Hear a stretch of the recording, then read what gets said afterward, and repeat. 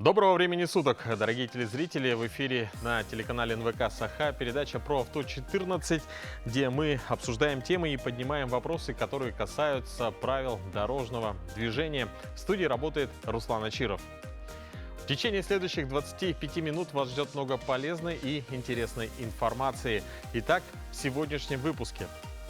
Статистика происшествий. Что случилось на дорогах республики за прошедшую неделю? Как совершенствуется система оказания помощи пострадавшим в ДТП и в чем заключается оказание первой доврачебной помощи на месте? Новые дорожные знаки, как они выглядят и что обозначают? Как перевозить детей в автомобиле? Правила 2023 года. Выезд из арки на дорогу. Кто должен уступить? Повторение – мать учения. Правила дорожного движения в нашей студии проверит артист Государственной филармонии Александр Луценко. Но в начале нашего выпуска мы предлагаем вашему вниманию обзор происшествий за текущую неделю на дорогах республики.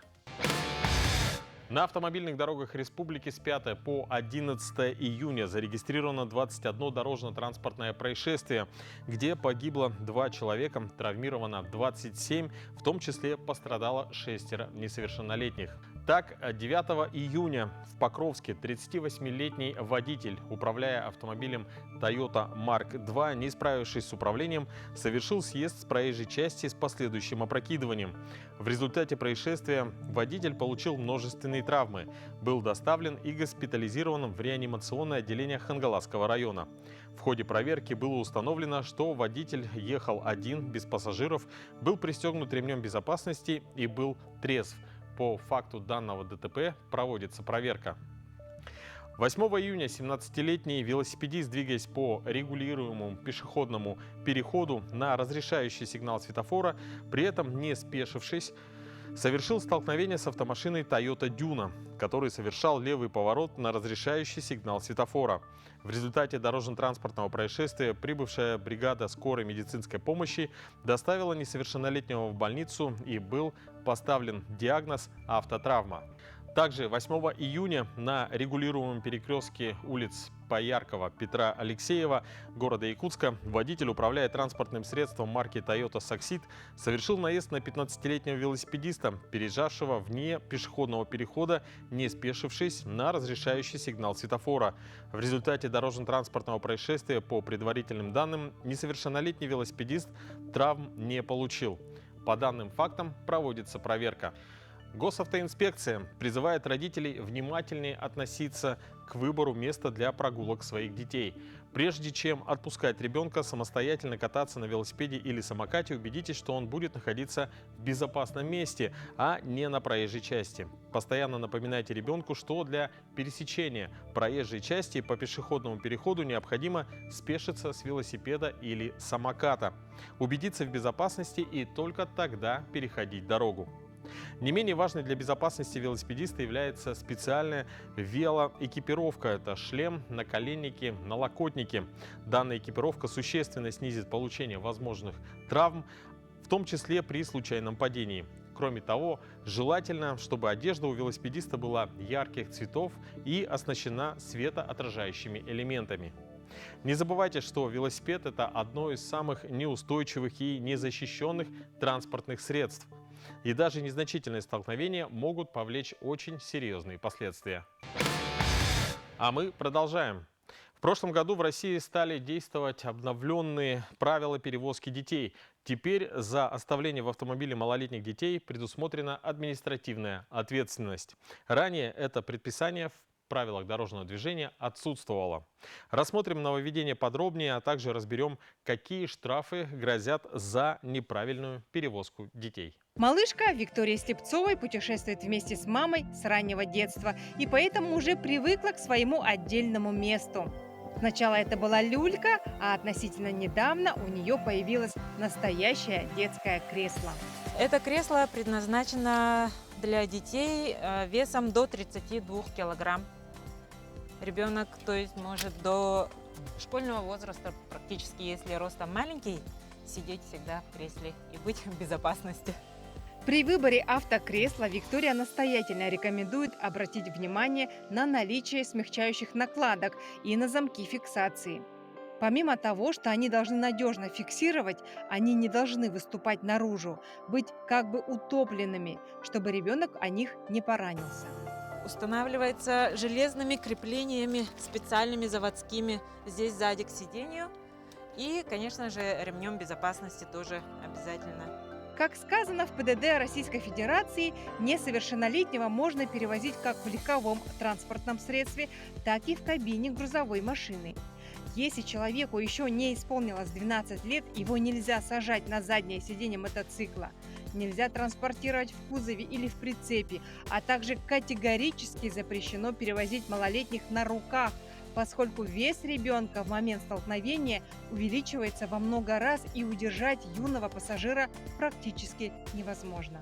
С начала года по Республике Саха-Якутия привлечены 2448 водителей по части 3 статьи 12.23 КоАП РФ, а это значит за перевозку детей без детских кресел.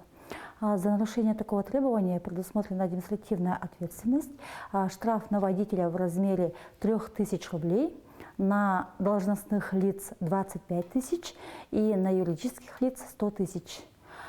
И еще с начала года одно юридическое лицо было привлечено по части 4 статьи 12.23 КоАП РФ, когда при организованной перевозке групп детей автобус не соответствовал требованиям правил. Дорогие мамы и папы, не рискуйте безопасностью, здоровьем и жизнью своих чад, пренебрегая средствами безопасности. Придерживайтесь простого правила перевозки детей в автомобиле, где на каждого малыша должно быть отдельное место и только в специальном удерживающем устройстве. Спасти жизнь человека, пострадавшего в автоаварии, зачастую не удается... спасти жизнь человека... Спасти жизнь человека, пострадавшего в автоаварии, зачастую не удается лишь потому, что потерпевшему не была вовремя оказана первая доврачебная помощь. Нередко аварии случаются далеко за чертой города, и до прибытия скорой помощи может пройти немало времени. Поэтому огромное значение в данной ситуации приобретает именно грамотно оказанная первая помощь. Более подробно об оказании первой доврачебной помощи пострадавшему в дорожно-транспортном происшествии мы обсудим с Натальей Ивановой, руководителем школы первой помощи Республики Саха-Якутия, врачом-анестезиологом, реаниматологом, кандидатом медицинских наук.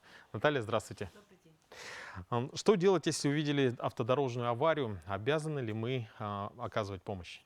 Существует единый алгоритм действия, который разработан Российским обществом первой помощи, дежурным Леонидом Игоревичем. Если говорить о дорожно-транспортном происшествии, да, если есть угроза опрокидывания машины, да, взрыва машины, то свидетель может ограничиться вызовом экстренных служб, да, это будет считаться оказанием первой помощи. Но если этого нет, если все хорошо, все стабильно, кажется, машина стоит и угрозы взрыва нету, конечно же, мы дальше должны действовать. Вторым шагом, что мы должны сделать, это оценить, что же произошло, сколько пострадавших. Это одна машина, да, или несколько машин, да, участвовало в дорожно-транспортном происшествии. И все это только третьим шагом мы должны передать в экстренную службу по номеру 103 и 112. И четвертое, это, собственно, оказание первой помощи. А объем первой помощи зависит от вида травм, от степени тяжести пострадавшего, да, сознание и дыхание – основа определения степени тяжести пострадавшего, да. Допустим, многие боятся, например, случилось ДТП, например, сбили пешехода, да, и боятся вот вообще трогать человека, да, то есть есть такое мнение, что двигать, трогать человека нельзя, да, перемещать. Да, перемещать нельзя. Если человек лежит, он без сознания, при этом как-то руки, ноги, он искривлен, как-то, да, я вижу то, что большая травма, человек в тяжелом состоянии, лучше такого человека не трогать. Если это, скажем так, в городе, я понимаю, что через 5 минут, через пару минут приедет скорая медицинская помощь, я его не трогаю.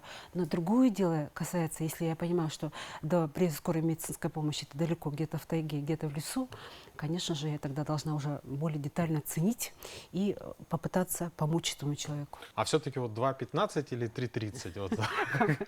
Да, вообще То есть, хочу... нужно объяснить, наверное, зрителям, да, 2 вдоха и 15 надавливаний. Основа одна – компрессии. Начинаем с компрессии, то есть непрямой массаж сердца, 30 надавливаний и 2 вдоха. 2 вдоха. 2 вдоха. Но есть особенности. При некоторых ситуациях, я вот сказала уже, при кровотечении всегда нужно остановить кровотечение, только потом начать сердечно-легочную реанимацию. Да? Скажем так, при утоплении например, да, человек, когда захлебнулся водой, мы всегда очищаем, сперва очищаем дыхательные пути, да, максимально, и только потом начинаем сердечно-легочную реанимацию. А вот такой вопрос. Предусмотрена ли ответственность за неоказание первой помощи? Да, есть две противоположные статьи у нас в Уголовном кодексе Российской Федерации. Во-первых, есть, скажем так, ситуация крайней необходимости. То есть я оказала помощь, но при этом случилось какое-то осложнение. То есть я проводила сердечно-легочную реанимацию, поэтому переломала ребра или что-то еще, да, что-то случилось там, травма легких случилась. Но при этом в данной ситуации, когда человек умирает без сознания, без дыхания, если бы я не провела сердечно-легочную реанимацию, он бы умер. Понимаете, это ситуация крайней необходимости считается, да? А вторая противоположность стоит оставление в опасности. Вот человек, который обязан, водитель, да, который был участником или сам, вот, да, они должны остановиться, должны оказать первую помощь. Да, то же самое касается работников, скажем так, патрулей, да, дорожно-транспортных. Вот они обязаны оказывать в данной ситуации первую помощь. Спасибо вам большое за очень интересную беседу. Ну а я напоминаю, что у нас в гостях была руководитель школы первой помощи Республики Саха-Якутия, врач-анестезиолог, реаниматолог Наталья Иванова. Спасибо большое. А мы продолжаем.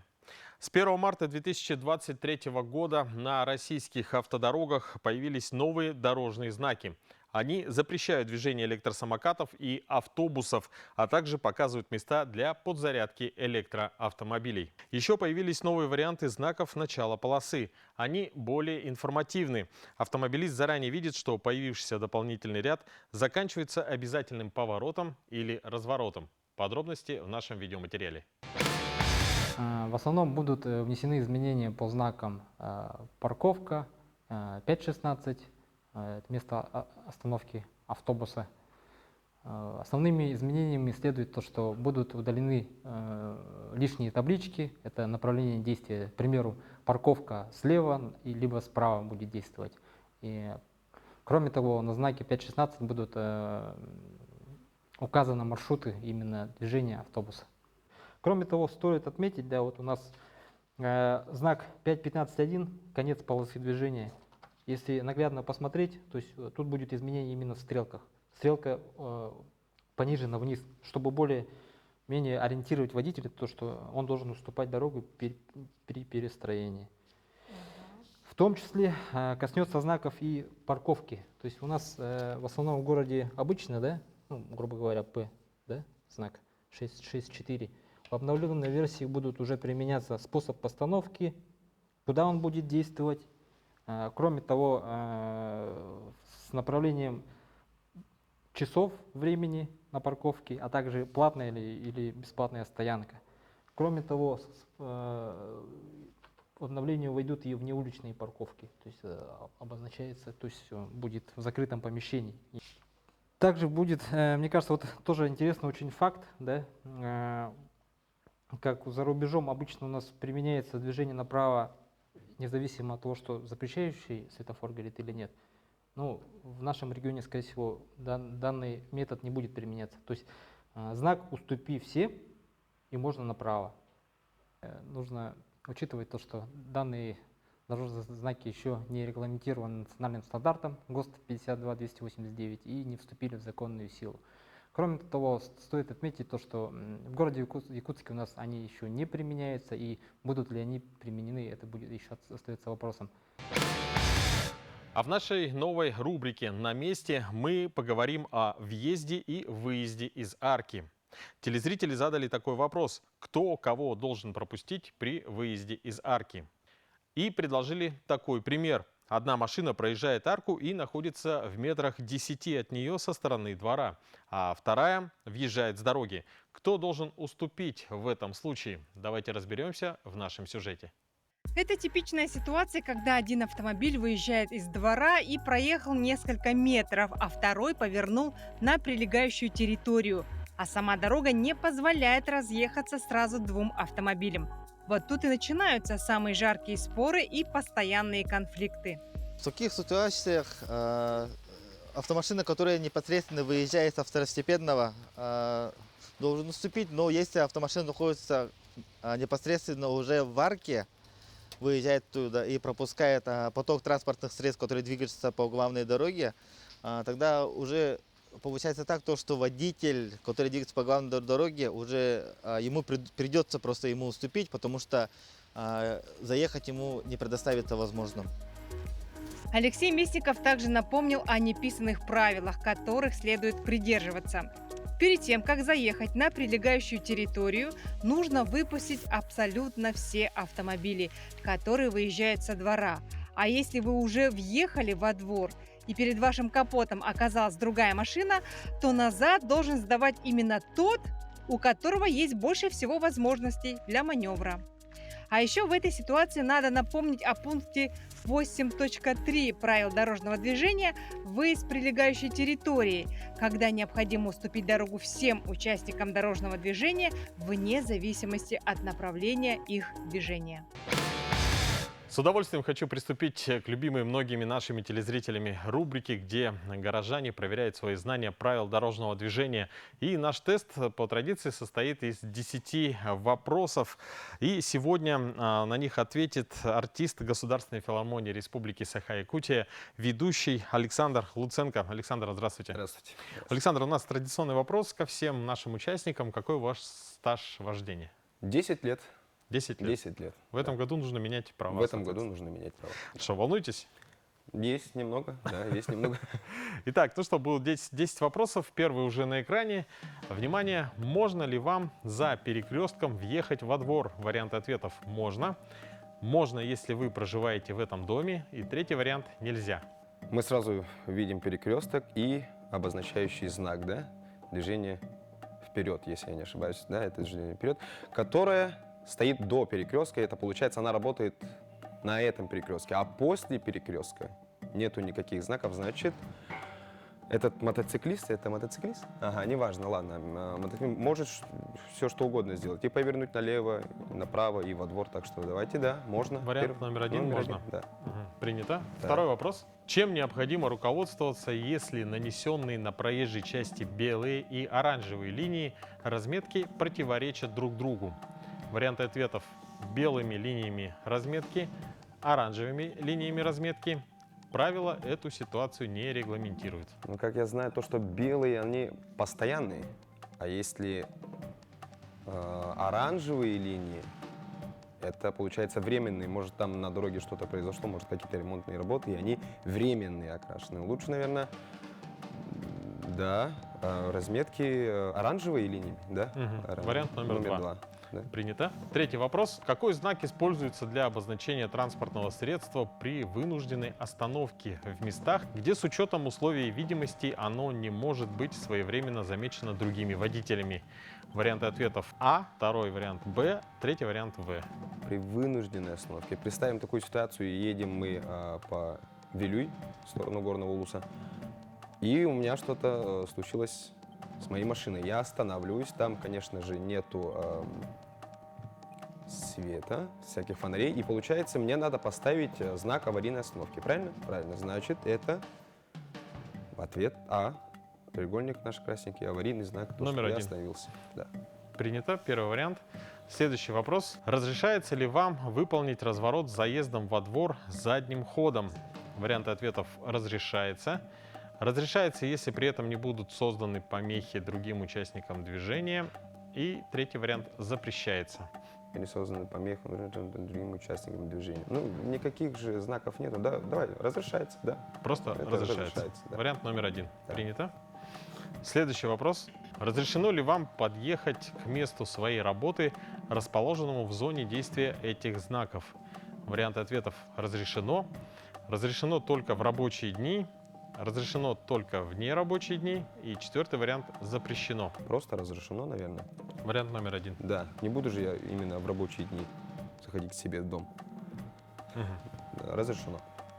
Принято. Следующий вопрос. В каком направлении разрешено продолжить движение водителю легкового автомобиля? Вариант ответов: только по кругу, только направо, в любом направлении из перечисленных. Он находится в кругу, без желания выйти из этого круга, тогда только по кругу. Вариант номер один. Вариант номер один. Принято. Так. Следующий вопрос. В данной ситуации преимущество имеет, вариант ответов: Легковой автомобиль, так как он движется на подъем. Мгм.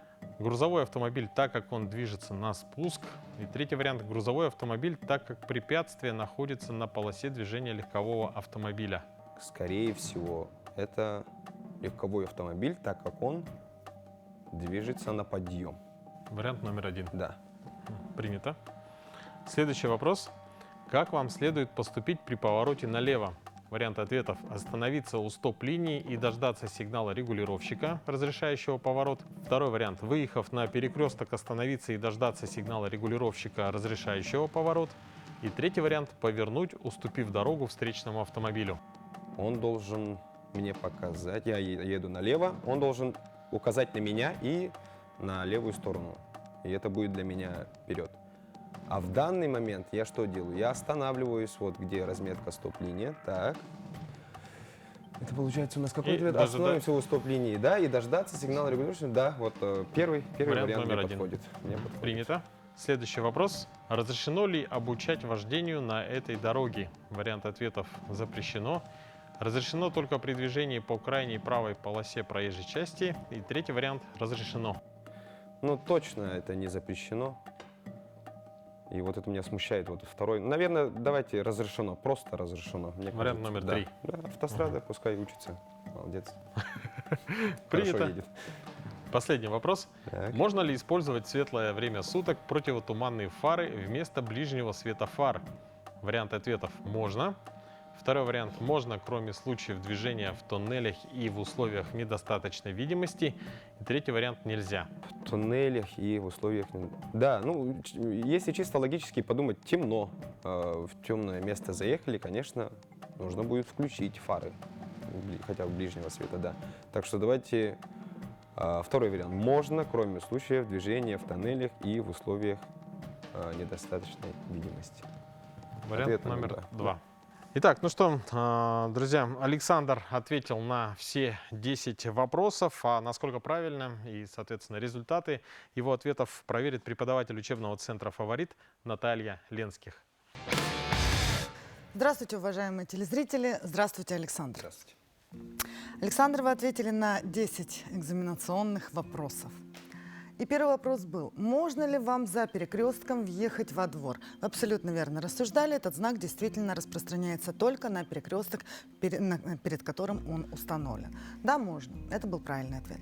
Чем необходимо руководствоваться, если нанесенные на проезжей части белые и оранжевые линии разметки противоречат друг другу? Также правильно рассуждали. Оранжевые линии – это временная разметка. И, конечно, необходимо руководствоваться оранжевыми линиями. Какой знак используется для обозначения транспортного средства при вынужденной остановке в местах, где с учетом условий видимости оно не может быть своевременно замечено другими водителями? Вы также дали правильный ответ – знак А. Разрешено ли водителю выполнить разворот с заездом во двор задним ходом? Вы правильно рассуждали, что здесь нет никаких знаков, запрещающих разворот, ничего, никаких правил не нарушит, если в этом месте выполнит разворот. Но вы забыли все-таки о том, что движение задним ходом возможно только при условии, что это не создаст помех другим участникам дорожного движения. Это был неправильный ответ. Правильный ответ будет второй. Разрешено, если при этом не будут созданы помехи другим участникам дорожного движения. Разрешено ли вам подъехать к месту своей работы, расположенному в зоне действия этого знака? Знак нам говорит: запрещено движение всех транспортных средств в обоих направлениях, и дополнительная табличка уточняет, что знак распространяется только на рабочие дни. Но знак не распространяется на тех, кто проживает или работает в обозначенной зоне. Вы дали правильный ответ. В каком направлении разрешено продолжить движение водителю легкового автомобиля? Также был дан правильный ответ, только по кругу. В данной ситуации преимущество имеет действительно легковой автомобиль, так как он поднимается на подъем, преимущество будет у того, кто поднимается. Как вам следует поступить при повороте налево? Хорошо знаете сигналы регулировщика. Действительно правильный ответ дали: остановиться у стоп-линии и дождаться сигнала регулировщика, разрешающего поворот. Разрешено ли обучать вождению на этой дороге? Никаких ограничений у нас по этому правилу дорожного движения не регламентирует. Действительно разрешено. Можно ли использовать в светлое время суток противотуманные фары вместо ближнего света фар? Также верно рассуждали. Действительно, можно, кроме случаев движения тоннеля, в тоннелях и в условиях недостаточной видимости. Это был правильный ответ. Александр, вы ответили на 10 вопросов, ошиблись на 1 вопрос. Я думаю, это хороший результат. Это для меня отличный результат. Да. Я вам желаю удачи на дорогах. Напоминаю, что правила дорожного движения у нас меняются, поэтому всегда рекомендую их повторять, следить за изменениями, чего и также рекомендую делать нашим телезрителям. Вот и подошла к концу наша передача. Дорогие уважаемые телезрители, будьте внимательны на дорогах, берегите себя и до новых встреч в эфире.